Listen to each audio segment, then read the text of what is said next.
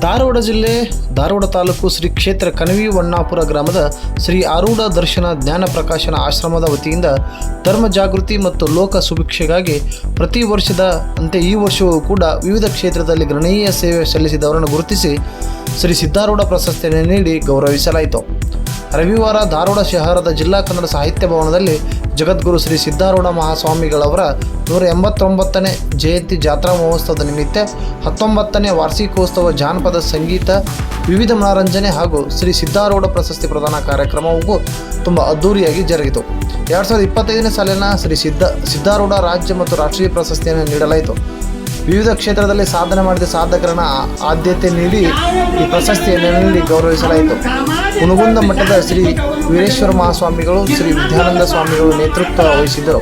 ಶಿವಲಿಂಗ ಸ್ವಾಮಿಗಳು, ಧಾನೇಶ್ ಬುರುಡಿ, ಜಯಾನಂದ ಹಟ್ಟಿ, ಎಕ್ಕರಪ್ಪ ನಡುವಿನಮಣಿ, SN ಬಿದರಳ್ಳಿ, ಸೋಮಲಿಂಗ ಒಡೆಯರ್, ಪರಶುರಾಮ್ ಹುಲಿಹೊಂಡ, ಪ್ರಭುಲಿಂಗ ರಂಗಾಪುರ್, ಗುರುರಾಜ್ ಸಬನೀಸ್, ಕುಂಟೋಜಿ ಬಸವನಗೌಡ, ಚನ್ನಬಸವಯ್ಯ ಹಿರೇಮಠ್, ದ್ರಾಕ್ಷಾಯಣಿ ಬೆನಕಣ್ಣವರ್, ಗುರುರಾಜ್ ನರಸಾಪುರ್, ಲಕ್ಷ್ಮೀ ಕುಸ್ಗಲ್, ಬಸಪ್ಪ ಇಂಚರ್, ಮಂಜುನಾಥ್ ಬಳುಗುಂದ್, ವಿವಿಧ ಸ್ವಾಮೀಜಿಗಳು, ಕಲಾವಿದರು, ಸಂಗೀತಗಾರರು ಮತ್ತು ಶ್ರೀ ಸಿದ್ಧಾರೂಢ ಸೇವಾ ಟ್ರಸ್ಟ್ ಪದಾಧಿಕಾರಿಗಳು, ಭಕ್ತರು ಆಗಮಿಸಿ ಕಾರ್ಯಕ್ರಮವನ್ನು ಯಶಸ್ವಿಗೊಳಿಸಿದರು.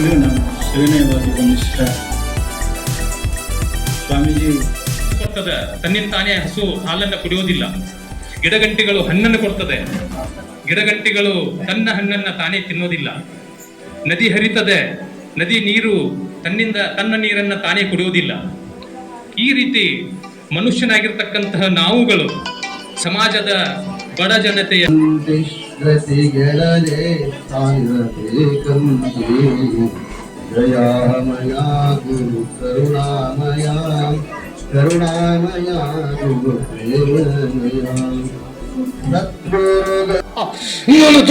ಚಂಗಡಿಯಾಗಲು ಕಟ್ಕೊಂಡ ಬಂದಿಲ್ಲೇ ಕಟಕ ಪ್ರಾಣನ ಭಯ ಬಿಟ್ಟ ನಿರ್ಭಯನಿ ಸಿಂಧೂರ ಲಕ್ಷ್ಮಣ.